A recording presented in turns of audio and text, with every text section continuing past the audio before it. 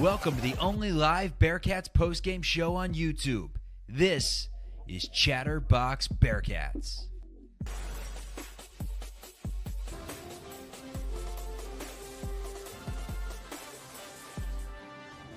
What has gotten into our Cincinnati Bearcats?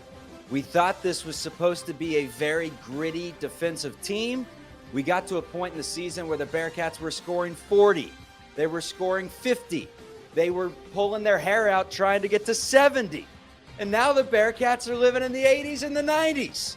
Final score, Cats 85, Utah 75. Gabe Madsen did his best on a revenge game in Fifth Third Arena. I know he only played like a game in Fifth Third Arena for UC this season he was there, but he was on fire at a certain point. Unfortunately, his fuel, or I guess his ride, ran out of some fuel down the stretch as he missed a lot of threes to end the game. Final numbers for Gabe Madsen, 8 of 22, but it is the most Cincinnati's given up in a game in the Wes Miller era. I believe they said, or close to up there, 8 of 22 from three for 28 points, but it was Cincinnati, 14 offensive rebounds. Remember, when we were in Salt Lake City, Utah dominated the glass. Storyline, flipper. Cincinnati gets it done. Gritty basketball, three-point shooting, field goal percentage, 49% on the game, 3-point 11 of 22. They win all the stats they needed to win. Houdini, welcome in. I'm Chuck Walter. This is Chatterbox Bearcats. You can find us on YouTube and wherever you get your audio podcasts. Opening thoughts on a game where, once again, we're starting to see a team that has a little life in them. You hear the music down below. That is enough. It's been rolling for a long time. Still 5-8 in the Big 12, but a pulse, and one that is beating more than so slightly.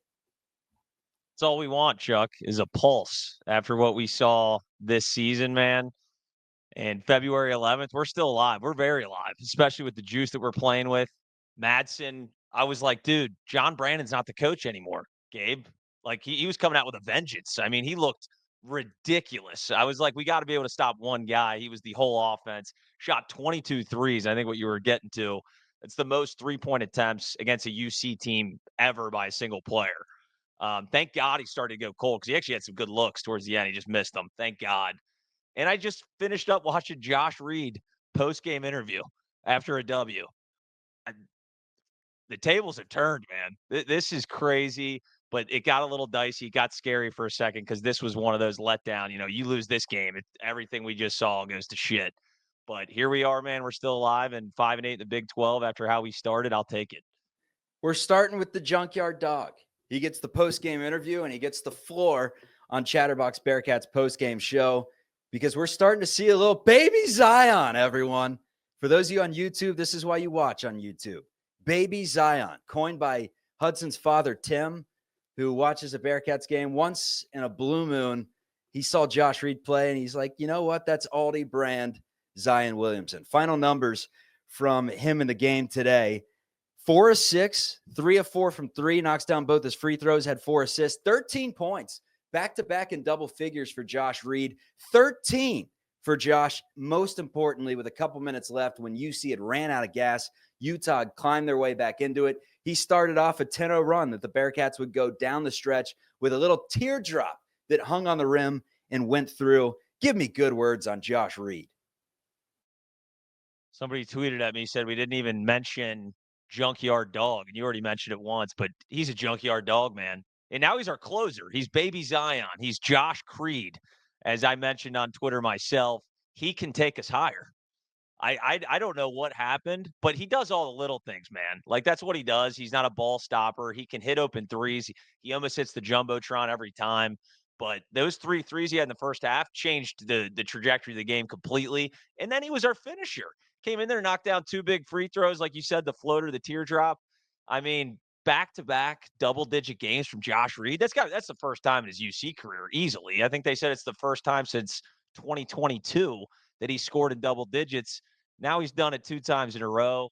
You can't say enough about Josh Reed, man. That 13 points on the bench, I mean, that's the difference between us winning and losing the game. Jizzle James, star of the show. Again, 10 of 15, 2 of 5 from 3, knocks down all his free throws, had 6 assists, 2 turnovers. That 3-to-1 assist-turnover ratio, that is the Jizzle James we need, and we need him scoring 25 a night.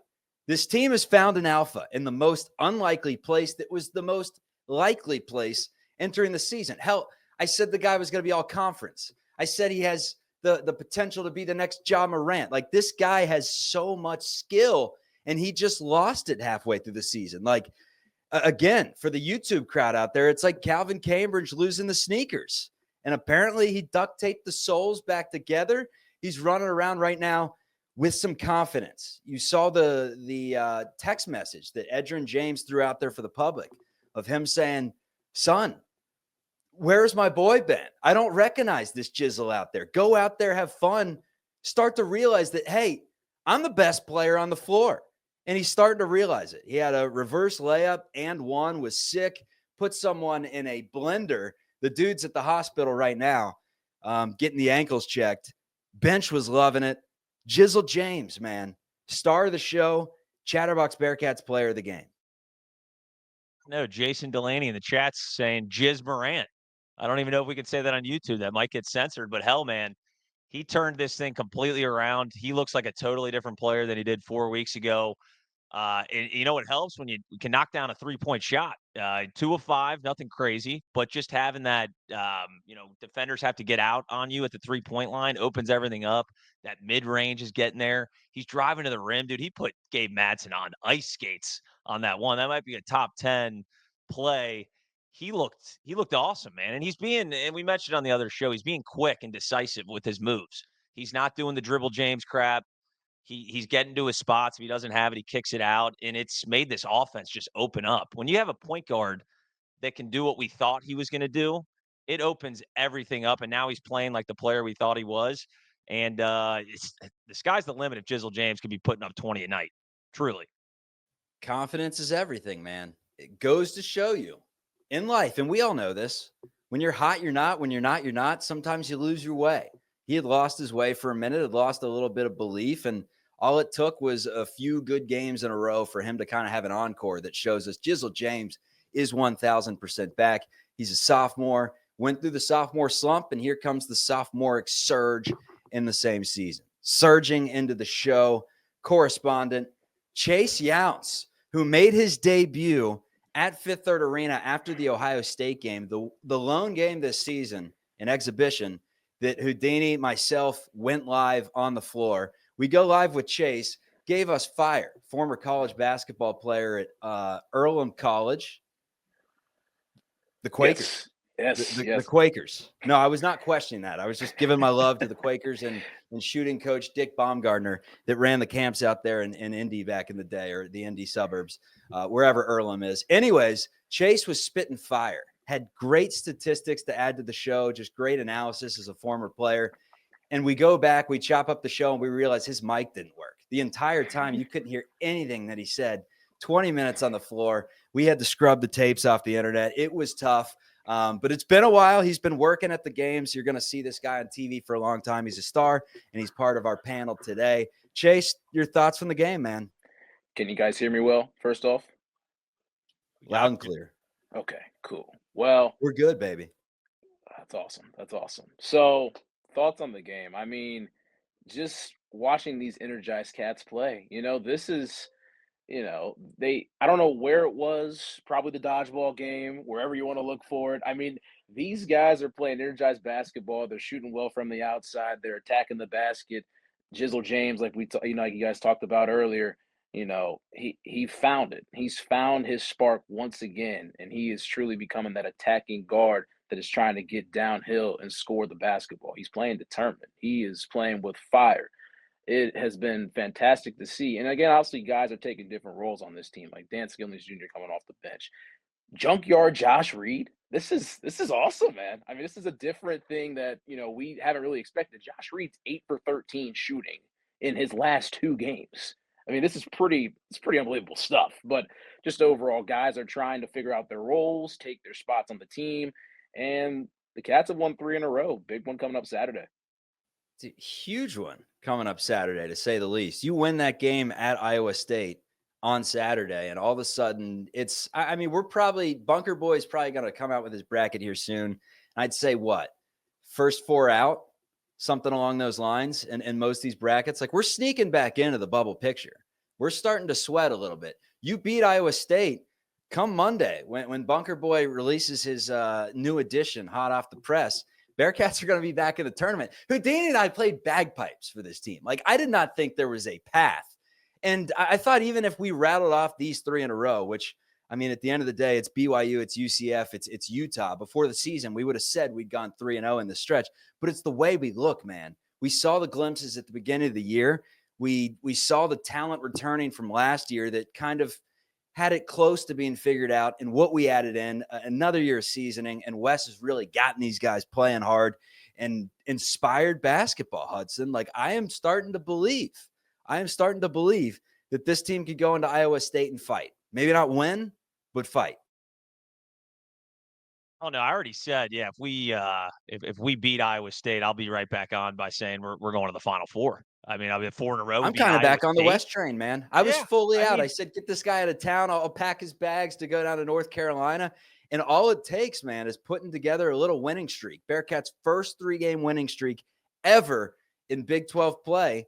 And I just look at the results the last 2 weeks, and they look like a team that's getting better. And that's what you want to see from a fourth-year head coach leading a group of, a mix of veterans and young guys. Well, it's just the fashion in which they're winning, like you mentioned. It's, we're putting up 80 points a game. If you would have told me after what we saw in January that we would put up 80 points 3 games in a row, we shot 50% from 3, 11 of 22 tonight, 49% from the field, 73% from the free throw line, I would have said you're insane. There's no chance in hell. And they've turned it around quick, man. So, like, it's really the fashion in which they're winning these games. If it would have been, 58-54, I wouldn't be feeling as good. But this team's got firepower. And when our guys show up, hell, Lukosius and Dan Skilling still aren't doing much on the offensive end, and we're still putting up these numbers by guys like Josh Reed and, the occasional Betsy 3. Day Thomas is pretty consistent. Bandego's got double digits a couple games in a row. Like, it's coming from everywhere. And if they can put it together, Iowa State's can be tough to beat no matter what. But they still have other opportunities outside Iowa State. Even if we were to go in there and lose, there's opportunities in front of us. The 3 games, first time ever, we'll take it, man. We're actually in a decent spot. Bunker Boy's got to start doing the algorithms. He's like, wait a minute. They dominate quad 2. They don't have the quad 1s. Like, we're in his head already. That's all we wanted right now at this point. We just want to make him work for his money. Remember, there was a show, Hudson and I did a chatter show. He knows what I'm getting at, years ago. And we were just BSing about how much broadcasters made, because there's stupid amounts of money if you're at the top of the industry, like the Van Pelts of the world and the Al Michaels. Like, they're making $7 million a season or something like that to call sports games. And I just casually floated out. I'm like, yeah, Bunker Boy's wrong a lot to be making $500K a year. And Hudson's like, hold on. You think Joe Lenardi's making $5? I'm like, yeah, he's all over the website. He's all over TV. He's like, no freaking chance. So make him work hard, make him queue up these algorithms that he has. And let's start getting back on Bunker Boy's mind as the season goes along. Betsy deep ones, Chase. You got to love this, man. I mean, there was a stretch there, Arizona, and maybe, I guess it was just that 4-game stretch in general where we couldn't do anything. 0-4 to start the slate, where he couldn't do anything. I mean, he was questioning making me question whether he was a sharpshooter. And we know the answer now. We do. And, I love saying the occasional Tyler Betsy 3. That's just a fun kind of thing to say, and it's just guys stepping up in spots here and there. You get that 3 from Betsy, you get that random 3 or maybe 2 threes from Dan Skillings, and then CMOS, hopefully he comes along here a little bit sooner, but it's been a rougher stretch for him, but I think he'll come around here soon. But just guys are stepping up in spots where they need to, and it's just been more of a collective effort. They've found ways to, drive to the bucket, kick out, 3, drive to the bucket, score, dish off, everything else. It's just been, the nucleus has been working, and it's been fun to watch in that regard. And an interesting thing to look at for the Big 12, there's 7 teams that are separated that are within like a 2-game difference between each other. And with who Cincinnati's playing up next, you got Iowa State. You still have matchups with TCU, West Virginia, Baylor, Kansas State. I mean, there's a lot of shuffling that could go along right now. And Cincinnati, if they're able to win a couple of these games, could end up, and I want to say this and knock on wood, could end up becoming a top 8 seed if they take care of business in most of these other Big 12 games, if they're able to, really try to put this thing together and keep going on the road. Yeah, I mean, it was just the way that it started off, and quite frankly, the way that the team looked that pronounced just about every UC fan out there. If you're one of the few that held on to hope, I respect you. If you saw a 2-8 Cincinnati team lose to West Virginia and you walked out of that arena saying, I still think this team has it in them, kudos to you, because you're slightly delusional, or apparently you're just an oracle. You know what's going to happen down the road.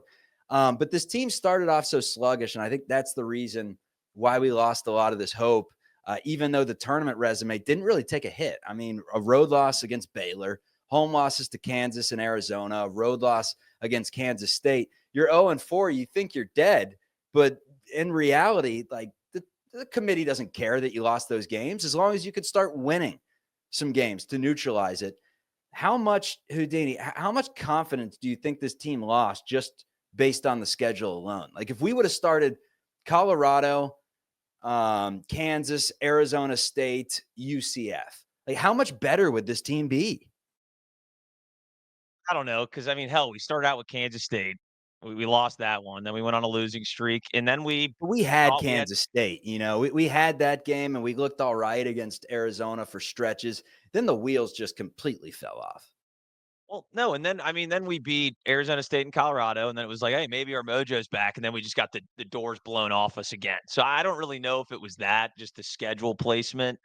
I think it was just confidence with these guys because we didn't look pretty really regardless. We beat Arizona State and Colorado. Colorado had us a little nervous. Hell, they haven't won a Big 12 game yet. So I don't know if it's the schedule. When you're in the Big 12, you're playing big games every night anyway. It's just now they're playing with effort too, though. We saw like the effort kind of go down a little bit. We got out rebounded last game, last time we played Utah by I think like 19 rebounds, something insane. We out rebounded them tonight, 29 or 41-29.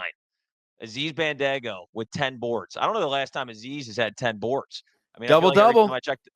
every time I check the box score lately, it's like Aziz, he's 7-9. He's got like 3 rebounds. I'm like, how's that even possible?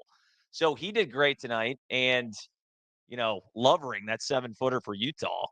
I had some inside sources, some stats guys just tell me that he had 14 in the first half and he finished with 14.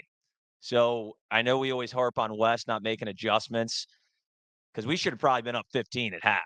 And we let him get back into it. We made some adjustments on him for sure. He only had finished with 14, didn't score in the second half. So I think it's just a collective thing as far as changing strategy, putting Day Thomas in the starting lineup. That gave us a spark. He went small as well, like we've been talking about, Chuck. He actually had Aziz out and had Dylan at the 5. We struggled rebounding a little bit, but I thought our offense was a little more fluid. But overall, just great effort tonight. Yeah, spacing's a lot better on offense. Shouts to Bandago. We give him his flowers. 10 points, 10 boards. Double-double from our guy, Aziz.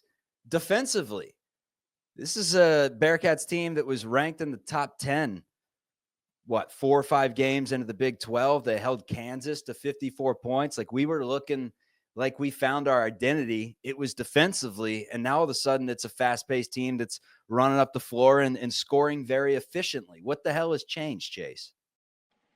I'm still trying to figure that out myself. It's, the big thing for me, like when I looked at our, defensively and stuff, I think that Texas Tech game kind of took everything out of it just because Texas Tech just got hot and they shot really well. And then we kind of got in that slump when it became, guarding the 3 and having, to eliminate second chance points and eliminate the offensive rebounds on the other side. But, I think just being able to score the basketball and, really spark plug this defense to give them some sort of an energy, give them some, I don't want to say incentive, but give them even more motivation is a big thing.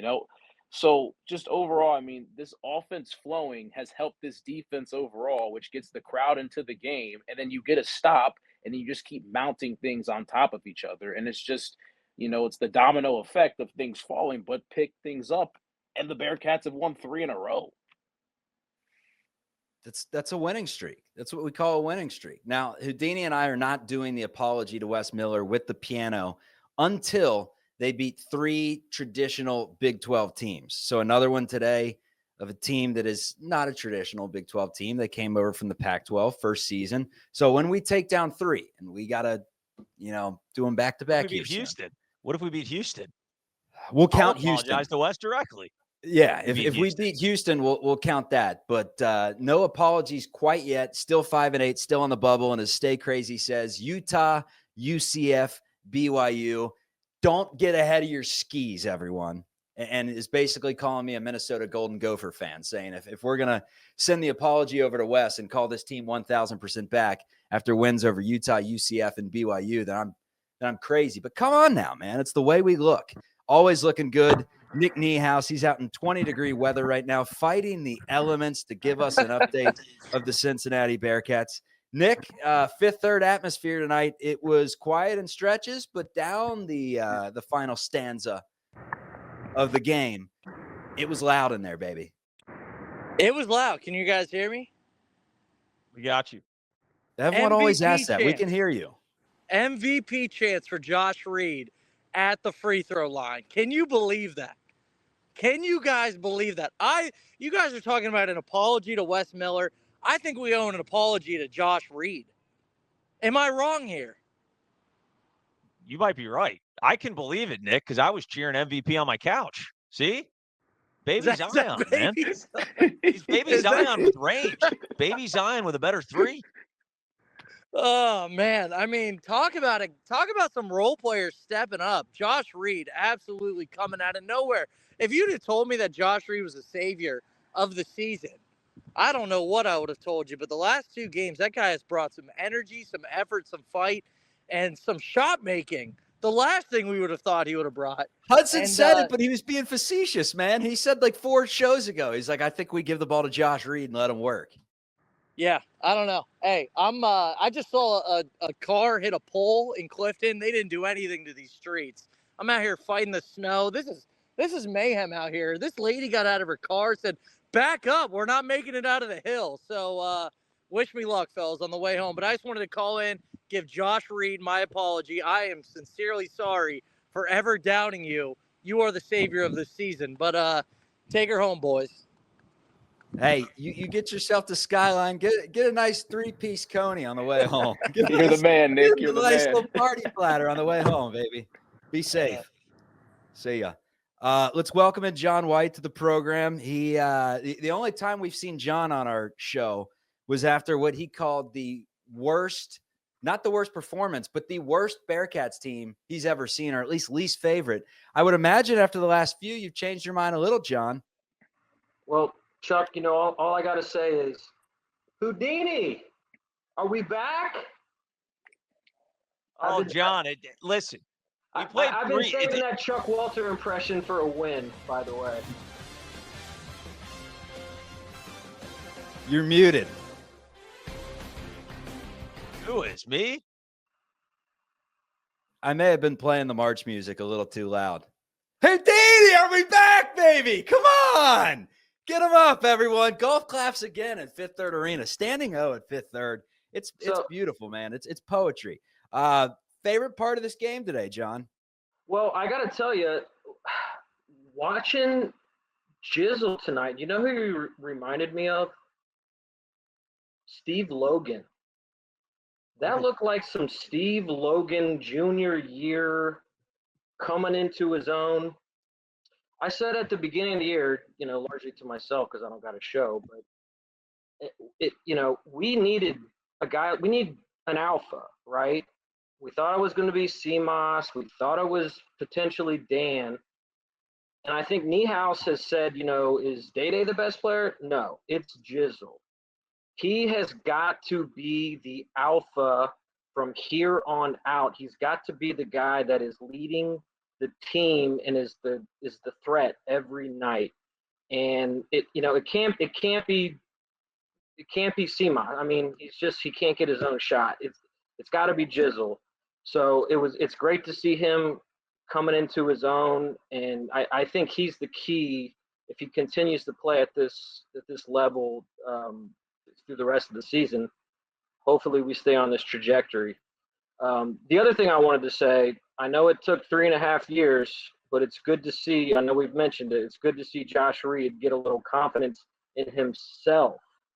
Because if you can remember last year, I mean, as soon as he got the ball, he wouldn't even look anywhere else but the pass. As soon as it was like a hot potato. And now he's driving to the rim. I mean, something has just clicked in him. He's getting a little confidence in himself, and it's just really good to see. And we need that. We need the guys off the bench to contribute because we're limited scoring in the interior in the front court. So we got to get it where we can. So also Bearcats covered. I don't know if you guys saw that. A team that has not been good. Sure did. Houdini, you have any coin on that one tonight? I sure did. I actually got him at -2.5 when Gabe Madsen hit like 9 threes in a row. We were down 3 at one point. Locked him in at -2.5. I think that's 3 in a row that we've covered. Yeah, 3 in a row. And to John's point, Jizzle James, I just did some math here. Averaging 21 and 4 assists in the last 3 games. You get 20 plus a night from Jizzle James, man. We're gonna be looking pretty good. It's gonna be tough to beat us. So yeah, I mean, Jizzle James is probably gonna be the go-to guy down the stretch, and hopefully we can get something from CMOS because I think there's still something there. He just got to figure it out. If we've learned anything about this team, it's don't count anyone or anything out too quickly. The one issue that we've had with Wes, I mean, we've had many issues, but the big glaring one is the big game, right? Took care of Xavier this year, has won some other ones that we called big at the time that maybe weren't as huge. He's won 3 in a row over teams that we were probably supposed to beat. Iowa State on the road, and they'll have a chance at Houston as well as 2 of those like monumental. All right, Wes Miller's got something going here. He is quad 1 Wes. John, before we send you off, does this team have any shot against Iowa State? I don't know.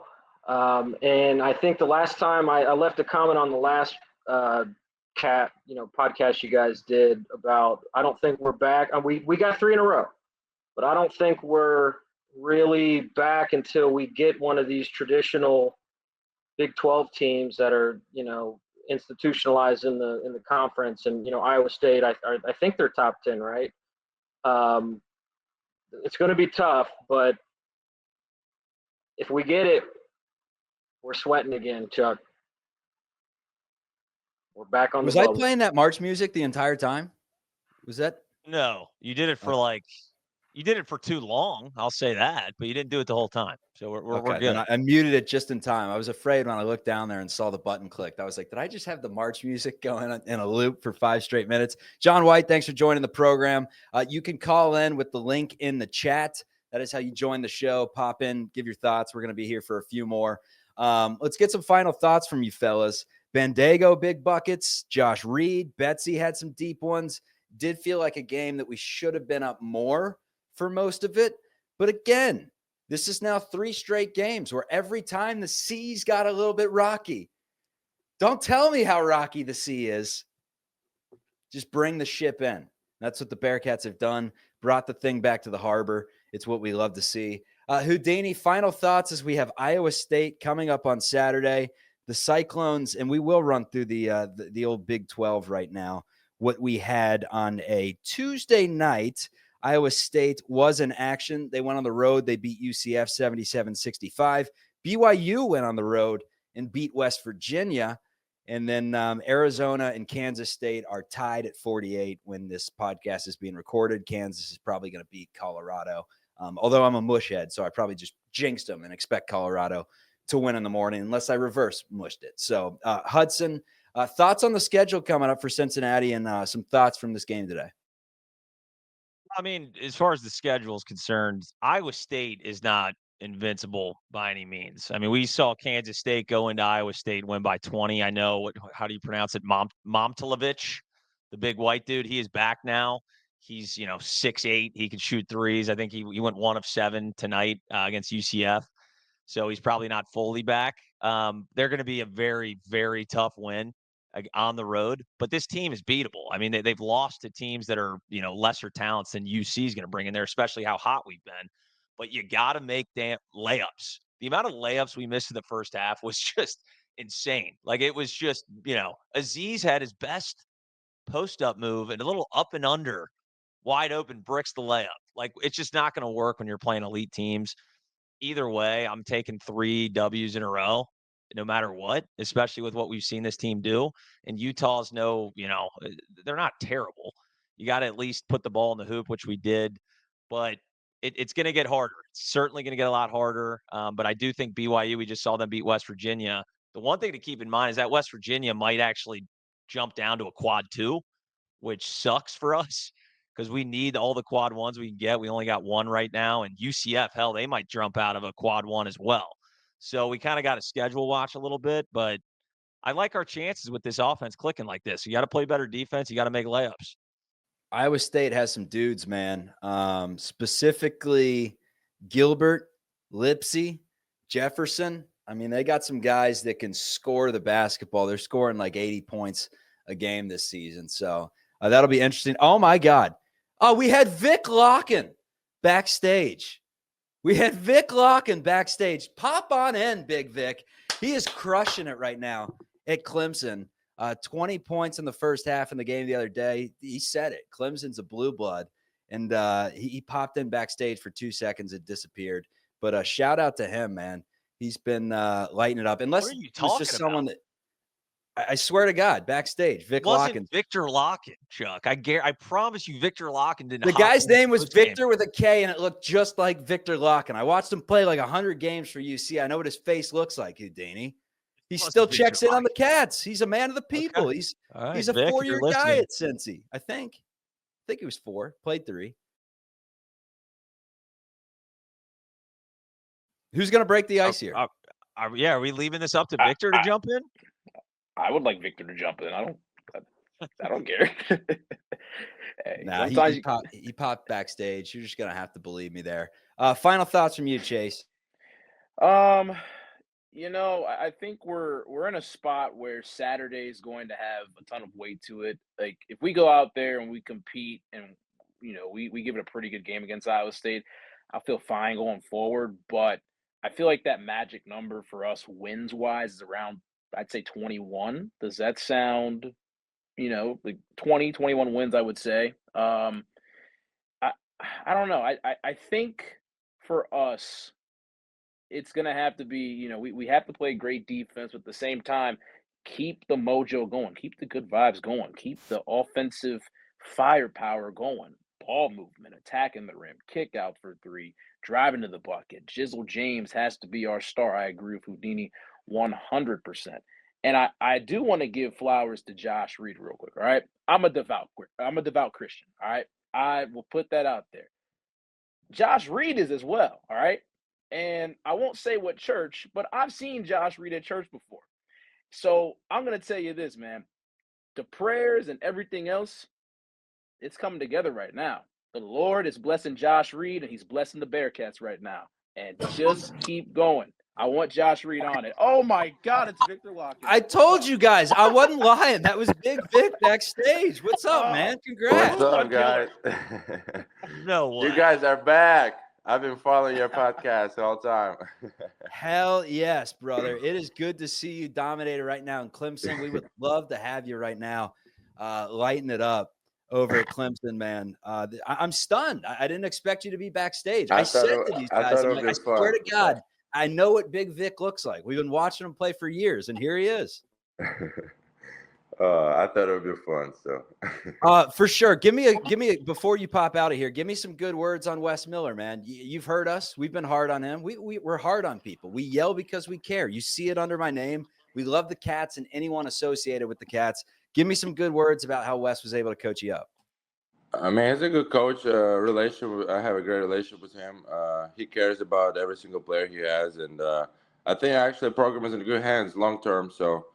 I think, as you guys said, Cincinnati needs to get a couple of big ones, and it's officially back from there. So I love that, man. Vic Yeah. is he's still watching the old squad. I Of actually course, every tweeted single out. game I can. Yep.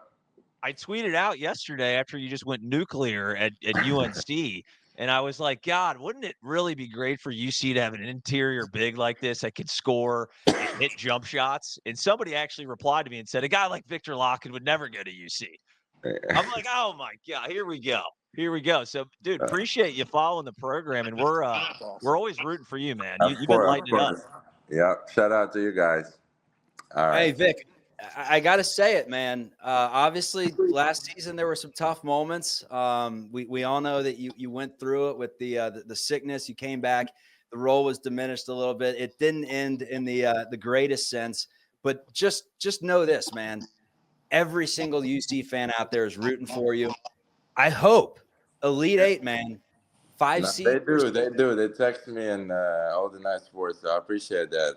Yeah, for sure, man. We yell because we care. Just remember that. Yes, Thanks sir. for popping on the I show know. today and crush it the rest of the season, brother. Yes, sir. Hey, good luck, Victor. Good luck to luck, you guys. man. Yep. Clemson. Thanks, man. All right, good stuff from Vic. I told you guys, man. He That's was backstage. wild. That's I crazy. stand corrected. I'm like, there's no way Viktor Lakhin just hopped in and then shows up 2 seconds later. Wow. Shout out That's to crazy. Viktor Lakhin. What Shout a legend. out, man. Blue blood Yeah. killer. There you go. He's a chatterhead, man. Enjoys the show. And for every negative word we've ever said about any Bearcats player, I'm going to say it again because you realize when you see the players pop in like that this is on the internet and they tune in from time to time. We yell because we're passionate, fellas. We want the best for you all. And Viktor Lakhin right now in the Clemson Orange, literally like leading off SportsCenter with his play. Pretty awesome to see. Brandon brought him in, stuck around for a program that was pretty much disseminated when Brandon left, gave it his all. And it just, at the end of the day, sometimes you leave for greener grass, and oftentimes the grass is not greener. For Vic Lakhin, it has been very green. So we love to see it. Any reactions to Vic popping on before we call it a night and call it another victory? That just made my night. That was crazy. I love it, man. Yeah, you're right.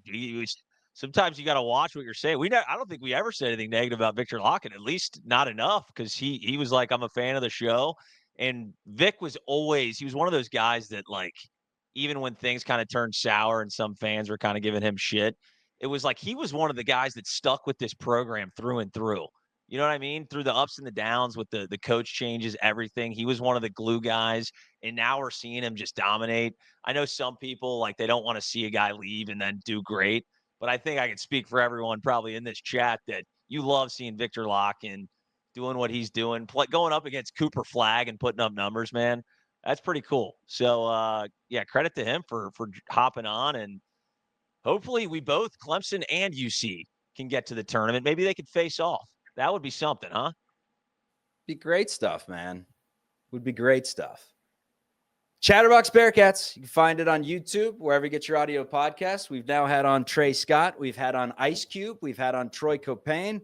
We've had on, the list goes on and on, Houdini. Octavius Ellis was on the show, Keith Williams, and Viktor Lakhin, the former Cat that's now dominated on Clemson, shared his thoughts on Wes Miller, and he got to pop in. And on the way out, Natty Ron pops in. Natty Ron, we're about 40 minutes in, so we're calling it a night, but you're going to pop on as well next show.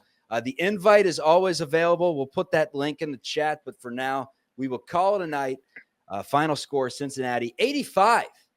Putting points up on the board, 75 for the opposition, the Utah Utes. Another happy crowd walking out of Fifth Third Arena. Stay safe in the snow, everyone. Let's go, Cats. Peace.